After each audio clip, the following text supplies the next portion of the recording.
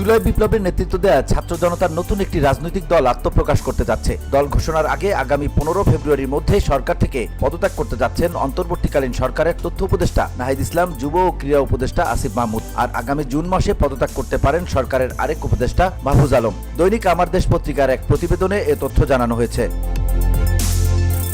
প্রতিবেদনে বলা হয়েছে, নতুন দল প্রথমে আহ্বায়ক কমিটি ঘোষণা করবে। কমিটির সদস্য সচিব হতে যাচ্ছেন নাহিদ ইসলাম। ছাত্রদের নতুন দলের গঠনতন্ত্রের কাজ চলমান রয়েছে বলে জানা গেছে। সম্প্রতি ছাত্রদের প্রতিনিধি সরকারে রেখে তাদের নেতৃত্বে রাজনৈতিক দল গঠন করে নির্বাচনে আসলে তা মেনে নেওয়া হবে না বলে মন্তব্য করেন বিএনপি মহাসচিব মির্জা ফখরুল ইসলাম আলমগীর।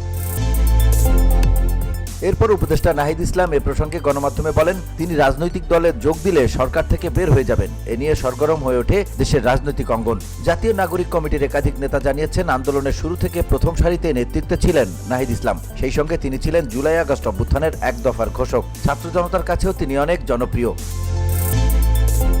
জানা গেছে, সম্প্রতি জাতীয় নাগরিক কমিটির একটি বৈঠকে বেশিরভাগ সদস্য মতামত দিয়েছেন যে অন্তর্বর্তী সরকারে থাকা এক বা একাধিক ছাত্র উপদেষ্টার পদত্যাগ করা উচিত। সাধারণ মানুষের কাছে যেসব ছাত্র উপদেষ্টার গ্রহণযোগ্যতা বেশি, তাদের পদত্যাগ করে নতুন রাজনৈতিক দলে যুক্ত হয়ে নেতৃত্বে আসা প্রয়োজন বলে মনে করেন তারা।